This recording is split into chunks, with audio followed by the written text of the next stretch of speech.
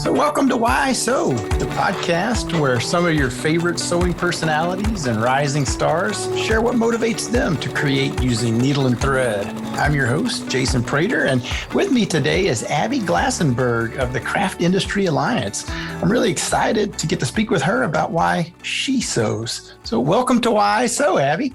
Thank you so much, Jason. It's great to be here. Really appreciate you taking time out. I know you're super busy in all of your roles. Maybe we could start out with just a little bit about yourself for our listeners who might not know about you and what you do. I know you've got tons of experience in our industry, but what do you consider yourself in terms of crafter, sewer, seamstress, and just a little bit about your history? Sure. Well, I've always been a person who liked to make things with my hands and always did that in my free time, in art class, all through school growing up. And I bought a sewing machine when I was 13 with money that I got as a gift for my bat mitzvah.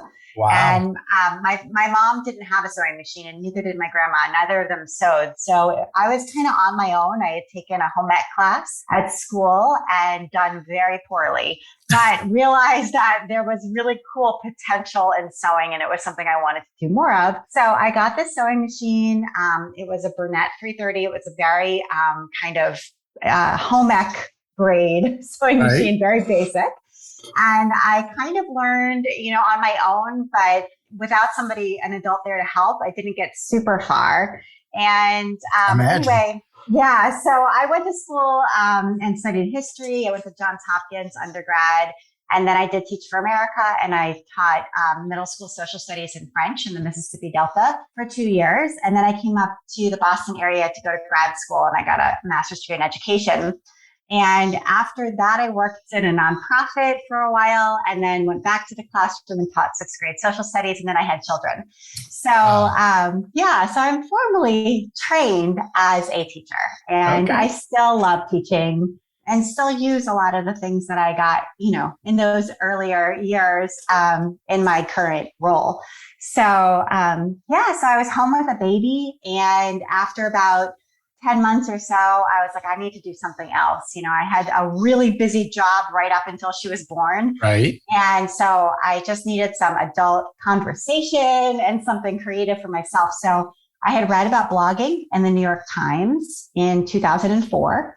And I thought there must be blogs out there for people who like to make things, crafting people. And so I looked around and sure enough, there were just a few. It was a really small space. I started commenting and getting to know the bloggers that were out there. And then one evening I was out with my husband. It was raining. We were sitting in a Starbucks. And I was like, I think I can start one of these on my own, one of my own blogs.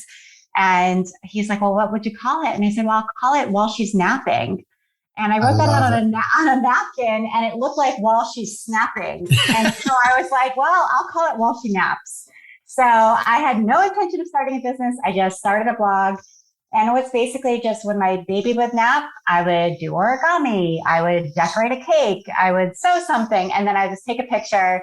And this is before the iPhone. That's so fantastic. With my digital camera and just put it up. And that was the beginning of my blog. And so I started that blog in May of 2005. So that was sort of your comeback to crafting moment. You had not really done anything between, the age of 13 when you bought that sewing machine and that time, huh? I mean, I was always crafty, in college I made things, I did lots of different stuff, but I didn't really know how to sew very well. So in that sense, that's definitely true. And through the online community, I had help for the first time. I had people who would show me step by step how to do different things. And so my sewing got a lot better. And then during nap time or during library time, when I would take my daughter to the library, I would check out these sewing books, mostly kind of 60s and 70s books on making soft toys and dolls, because that's what I really like to sew.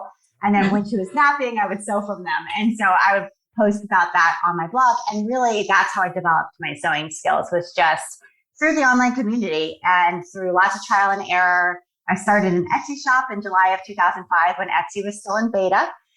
And it was brand new and it was really difficult otherwise to sell anything online unless you knew how to code a website, which I didn't. Right. And so that was the beginning of the business. So it really was a business right away, even though it was very, very tiny. And I didn't really intend to start a business. It just kind of evolved that way. That's so cool. I hear similar stories like that from others that don't intend necessarily to make a lifelong business out of it and just kind of stumble into it. And I also hear stories from folks about not learning to sew really until sort of later in life. So it's kind of interesting. It's really cool that you started out or learned mostly from the online community. That's so neat that we now have those resources, right? Yeah, absolutely. I mean, I think that being involved with the online craft and sewing community has been a huge blessing and one I never would have anticipated when I was younger.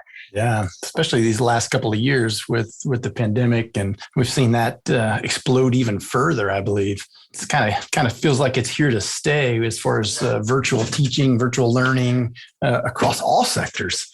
Yeah, absolutely. I think so. I think that's really opened up all kinds of new opportunities for people.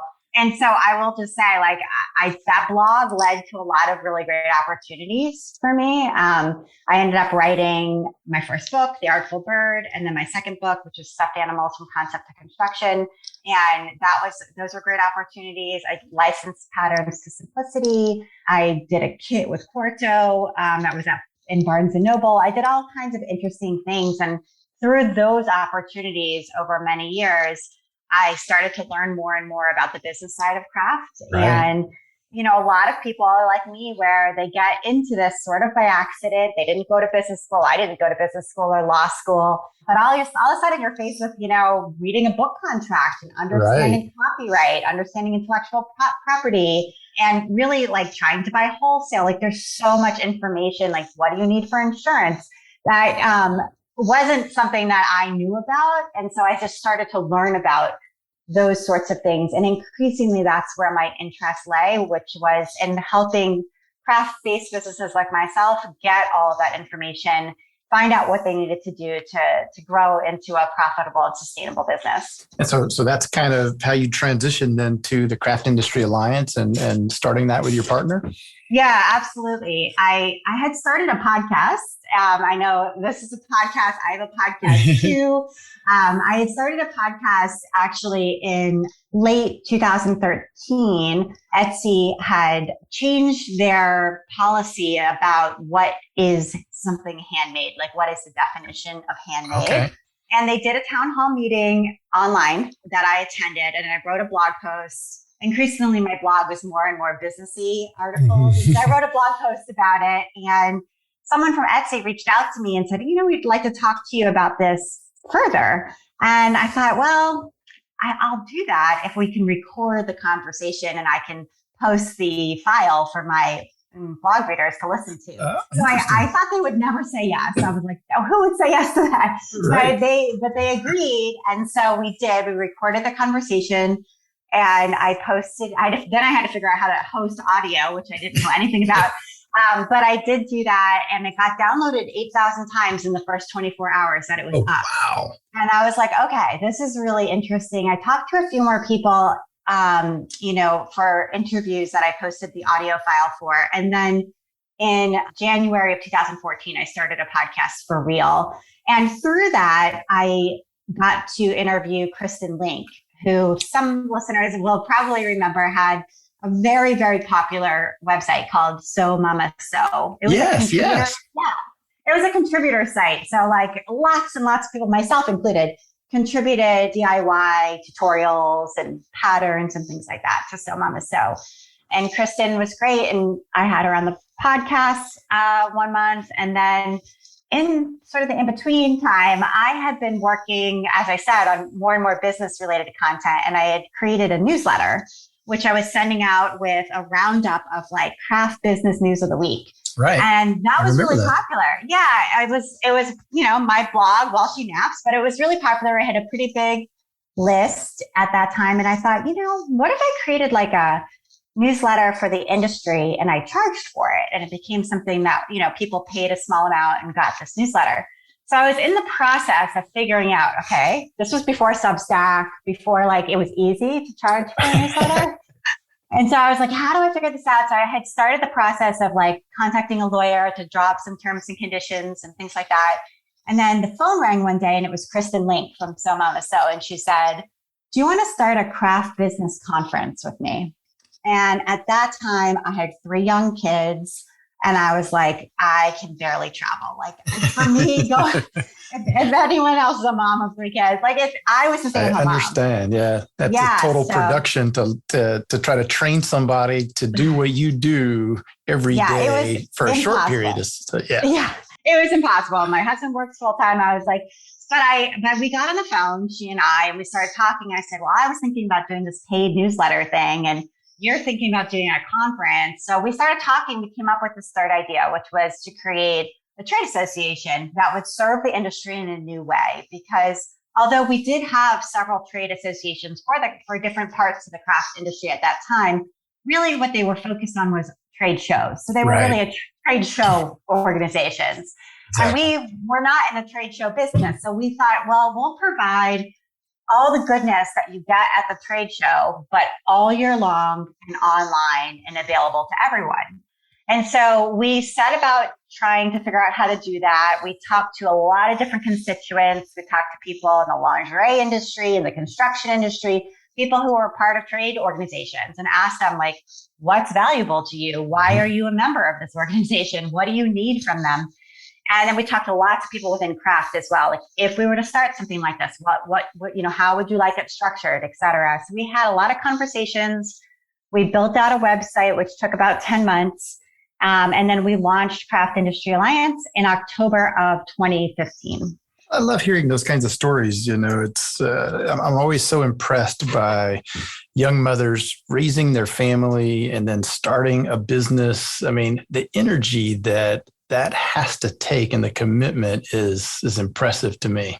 It's amazing when I see that so much across our industry. I tell people all the time. I mean, it's full of so many strong women that are capable of doing some cool stuff, and a lot of really good things come out of it, right? But so at this time, you're now fully in business doing this. Were you sewing and creating for fun anymore? Yeah, I mean, I still have my business. So my sewing pattern business that I started way back in 2005 on Etsy. And then I also have a shop on my own site as well. It still exists. It's still going. It's called Abby Glassenberg Design. And I have, I think, 43 different self-published patterns that I sell there. And I also sell supplies for sewing stuffed animals and dolls. So I sell hemostats and I sell eyes, all different kinds of safety eyes. I sell squeakers and rattles and all of the stuff that you can't get at the mainstream craft store because it's kind of a specialty craft. And then I have all of these sewing patterns, and I also sell my books there too. So that's still going on. I have to say I have not released a new pattern in some time. I think the last one might have been 2019, but I still have lots of customers. I still ship orders every day and, make sales of those patterns every day. It's actually a really nice, almost sort of passive income at this point. And so I still have that, and I definitely still sew, but it's more now on the weekends than it is during the week. And when you're sewing, I have to imagine your personal sewing. Does it sort of center around gift giving, or is it for your own home and home decor, or your family? What things do you like to sew for yourself? So the most recent project that I completed is a challah cover for Shabbat, which is the Sabbath for Jewish people. Right. And so it's English paper piece. And so it took forever because if anyone's ever done English paper piecing, it's very time intensive. But it's all Jewish stars, and each star, has 6 points, and each point is a different fabric. So all of these blue fabrics that make these stars are from my stash. I didn't buy anything new. And it's really nice because my kids look at them and recognize the prints from all the different things I made for them with my kids now. I have a senior. That's so cool. Yeah, I have a senior in high school, and I have a sophomore, and I have a 5th grader. So they're older. They're a little older now, but when they were little, I would make them doll clothes out of these, I made them reusable snack bags, like all these different things I made them tote bags for Hebrew school, tote bags for math class, whatever, all these different things. And so I have all the scraps that I, saved from those projects. And for whatever reason, blue is a very popular color. So all of them are incorporated into these stars. And I really like the way this came out. And I do feel like as I get older and we inherit things from, relatives who have passed away and things like that, what we end up giving away versus what we end up saving is so interesting. And what we end up saving are things that people made. Because you would never give away something that somebody stitched, it's just like, that's you can just see their heart and soul that's like in those stitches. And so as I sort of don't have quite as much time to sew now, and I'm sewing for personal reasons versus for a business more and more, I definitely feel like it's so nice to make something that's like an heirloom like that, that my family can use now on Shabbat. And then when we get older, somebody can have those memories that are stitched into that. So that's kind of the things that I like to sew now. Yeah, that's so cool. I love what you said there about your kids recognizing those fabrics from other things. I mean, that's such a vivid thing for me. My grandmother used to make quilts from her stash, and they're just very, very modest patchwork quilts that she didn't even really quilt them. She just hand tacked them. But I remember the fabrics on those. I still have one that I'll sit in my chair with today that I recognize some of the fabrics as shirts that she used to wear. So I've seen that theme play out and hear that so much. It's super cool to hear though. Yeah, that's great. It. So when you do find time and you are sewing, what are some of your favorite like gadgets or tools or notions or something unique that you like to use, or maybe something fun that you've discovered of late? Yeah, so my very favorite tool is our Hemostats. And it's funny because I went to Johns Hopkins, as I mentioned earlier. And so the majority of my friends from college are now doctors because I was a history major, but almost everybody who goes to Hopkins ends up you had to be the odd man out there, huh? Yeah, there were just 16 of us in my major. But that was kind of funny, which was actually great. But yeah, almost all of my friends from college are doctors. And my best friend from college is now an emergency room physician in Baltimore. And he sent me, and he does periodically send me, I guess when they open the surgical pack that has all the different tools that surgeons use, they don't always use all of the tools that are in the pack. But if they don't use them, they throw them away. I don't understand how this happens. That's my understanding.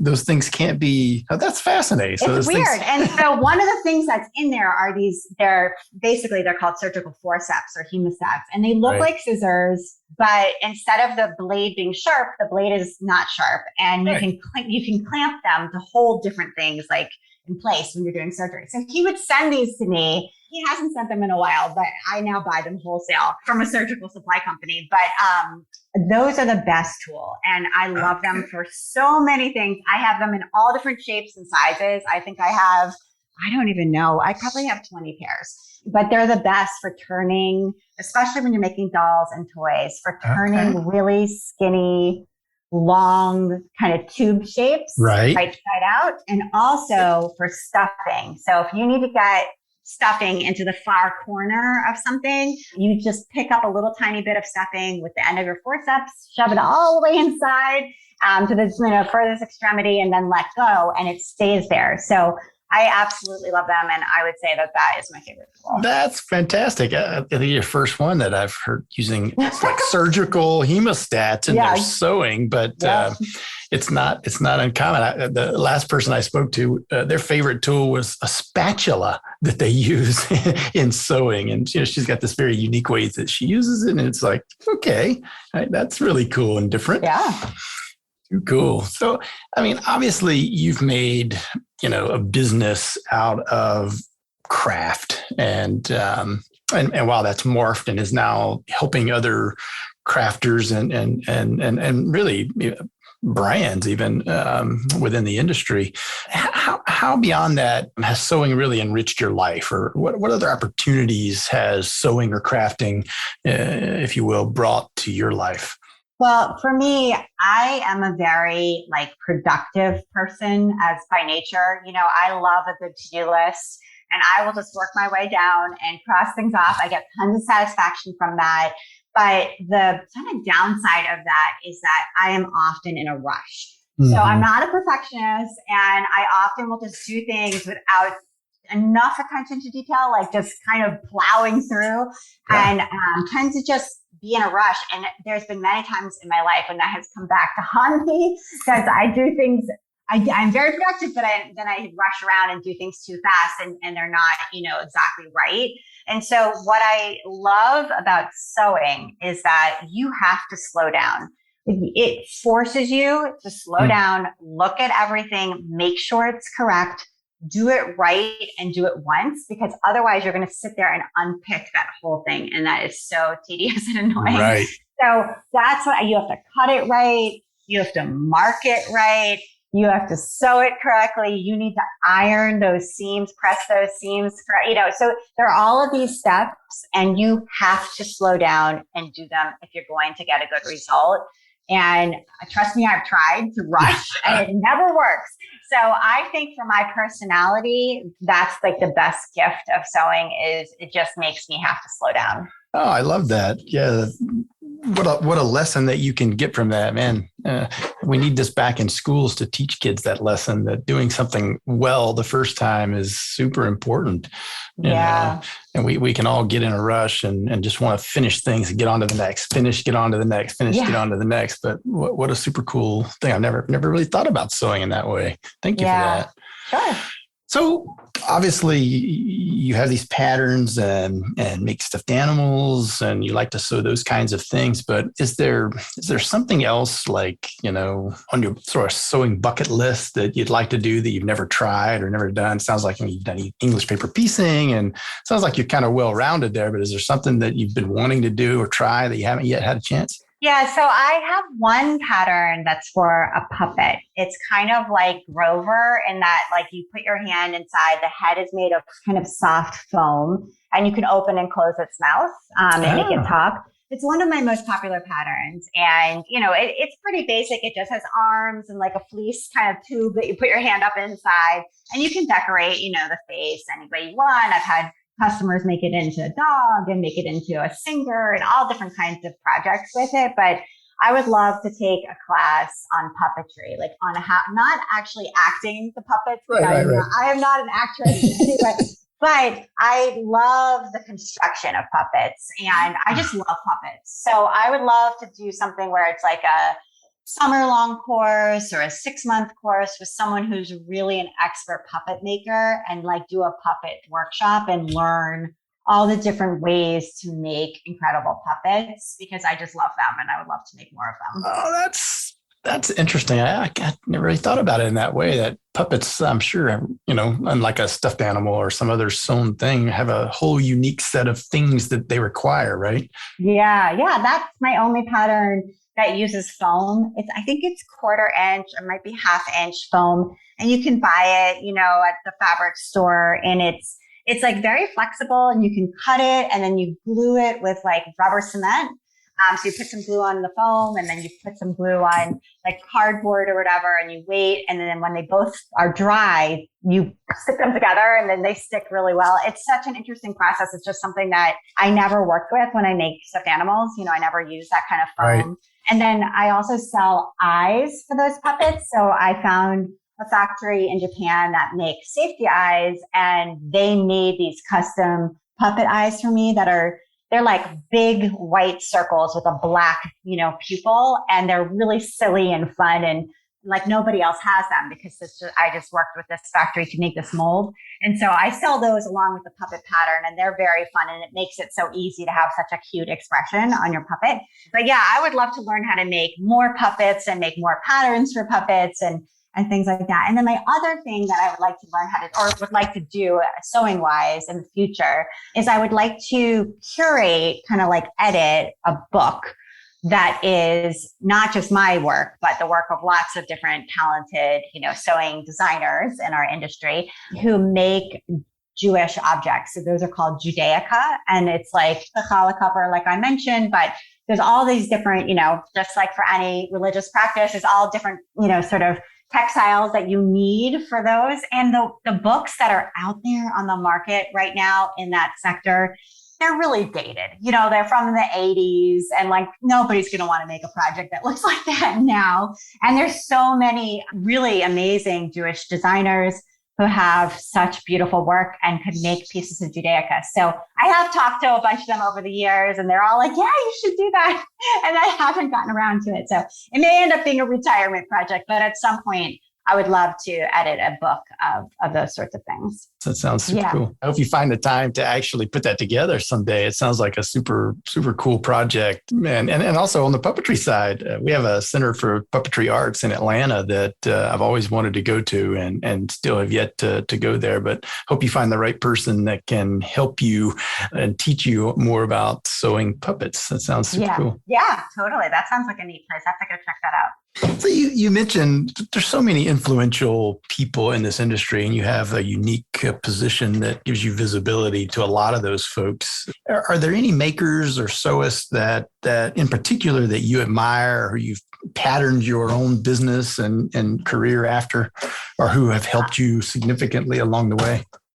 There's been so many people who helped me significantly along the way. I mean, it's really tons and tons of people who've just helped talk to me, explain things to me. And I'm so appreciative to all of those people.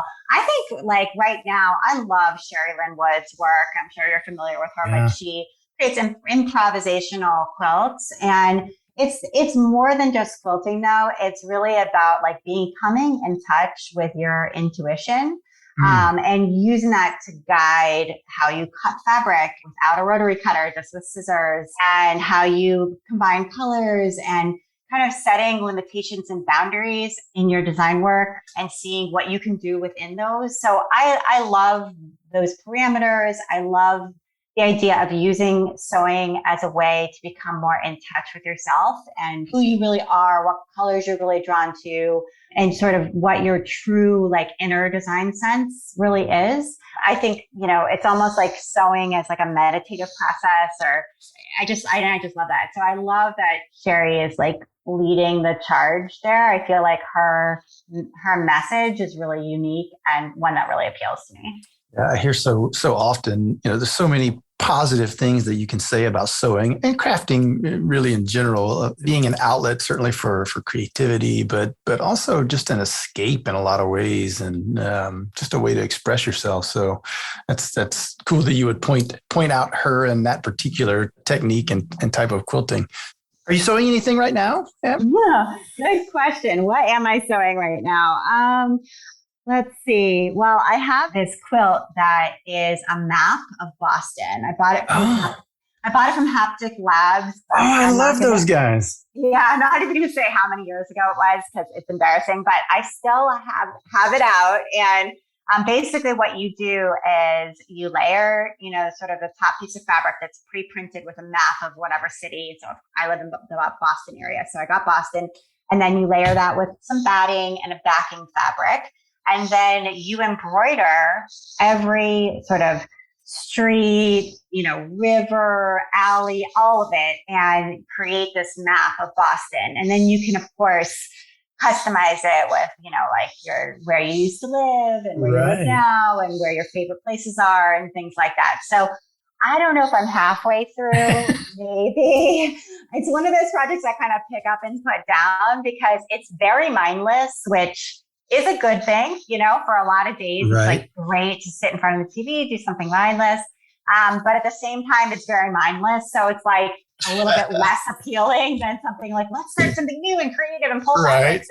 So anyway, so it kind of doesn't always get priority placement in the works in progress queue, but it is, I am still sewing it. So are you, this is hand embroidered, right? So you're just kind of following the already printed lines with the hand embroidery? Okay. Yes. It is. I guess you could possibly do that by machine with free motion stitching. Probably. I don't know. I've never tried it. That would definitely be faster though. Oh, too funny. So, you're a busy person. I understand you've got kids in high school. My two daughters just graduated, one this year and one last year. So I know you're busy. You've got a career going, but when you're not sewing for work or, sewing in some other capacity and busy with your business, what other hobbies or activities does Abby enjoy? So I'm like a gym rat. I love to work out. So I go to the gym 6 days a week in the morning. I know, I told you. I was there this morning. So I go to, I don't know if you've heard of this place. It's called Orange Theory Fitness. It's like I have, yeah. Okay, it's a franchise. So there might be one in your area. Yeah. So there's one walking distance from my house. And so I'm obsessed with it. It's just like the best workout for me. So it's like high intensity interval training. So I love to work out, and I know I don't miss my workouts at all. I always am there, and I don't dread them. I love them. And then the other thing that I like to do is I like to cook. So I love food. I love to make food, read about food. I love to go grocery shopping at different kinds of grocery stores. So it's good that you also like to work out. Yeah, exactly. Those two things are connected. So yeah, we cook here 6 nights a week, and my husband. That's fantastic. My husband and I go out one night a week, but the rest of the nights, we cook a homemade dinner every night. And I just love, I love to read cookbooks. I love to read technical instructions because I'm a person who likes to write technical instructions. So I love to read cookbooks and, anything related to food I love. So who plans those meals? I do. I plan them on Sunday nights. We have notebooks of all the recipes that we've clipped over the years. We have several notebooks, one for meat, one for vegetables, one for desserts. And so I go through them all and look at you, Miss Organized. I told you I like a to-do list. And I write them all down and I meal plan. So I'm very very organized in that way. Oh, that's awesome. Well, I like to end the podcast, the interview with this one question that if you haven't heard this yet because you're one of my first interviews, but so I've kind of always said that, as an industry, we're not really selling thread or stabilizers or fabric and patterns and whatnot, but what we're really selling is this sort of feeling of accomplishment and satisfaction that comes with creating. Would you agree with that? And if you do agree with that, how has that feeling, sort of manifested itself in your journey? Yeah, I would agree with that. I mean, I think especially with Craft Industry Alliance, where, we have, I talk to thousands of different people in this industry all the time. And what I think people have in common is that we are selling, a way for people to creatively express themselves in their spare time. And whether that's through selling a pattern, thread, a class, whatever it might be, that's what, even if people are just shopping for finished goods, that in itself is a creative act. So We're really selling that sort of creative expression. And as you said, the satisfaction that comes along with it. And there is tremendous satisfaction that comes along with it. I mean, I think during this pandemic, we certainly saw people, knitting, people sewing, not just making masks, but sewing other things, people painting, all those different, so people doing embroidery and cross stitch. Because, not only is it meditative, but it also gives you that sense of accomplishment. That's the same reason why we all, made sourdough bread and all of that stuff that we did while we were home. It's like, you can't control what's going on in the world, but you can accomplish and finish something right here. So, I definitely love that sense of accomplishment that comes with creating. I think it's one of the best parts of life. And so that's why I think this is the best industry to be in. Yeah. And I never get tired of hearing that. That's a great answer to close on there. I appreciate that feeling. And I love talking with so many different people that share that same idea that, we all work in this industry where people want to buy our products and want to create with them. They don't have to. And so it must be because they get something much greater out of it than just a need filled. So, yeah. Well, Abby, so you mentioned, I know you have several different businesses. You want to share how people can learn more about you, about those businesses, or where they can find more information about you and what you do? Sure. So primarily you'll find me at Craft Industry Alliance, and that's craftindustryalliance.org. And so that is my full-time job. That is mainly what I spend my work days working on. And it's something I'm really passionate about. For my sewing patterns, you can find those on Etsy at While She Naps. or on my blog at walshynaps.com. And I have a shop there, which is the Abby Glassenberg Design Shop, where you can find the sewing patterns and the puppet eyes and all the other stuff that we talked about. Awesome. Well, I'm sure there's some listeners out there that are going to be listening to this that need help in starting their own creative business. So hopefully they'll be in touch with you for that. That would be great. We would love to have you no matter what level you're at. We are here for you. Well, thanks again, Abby, for taking time out to talk with me today. I really appreciate it and look forward to seeing you again on the road someday soon. Yeah, hopefully. That would be great. Thank you, Jason. All right. Thanks so much, Abby. You take care. You too. Bye-bye. Thank you for listening to Why Sew with Sulky. Visit sewingonline.sulky.com for more info on today's episode and to browse our educational offerings, including live webcast, videocast, and special events that you can watch in the comfort of your own home with your sewing machine by your side.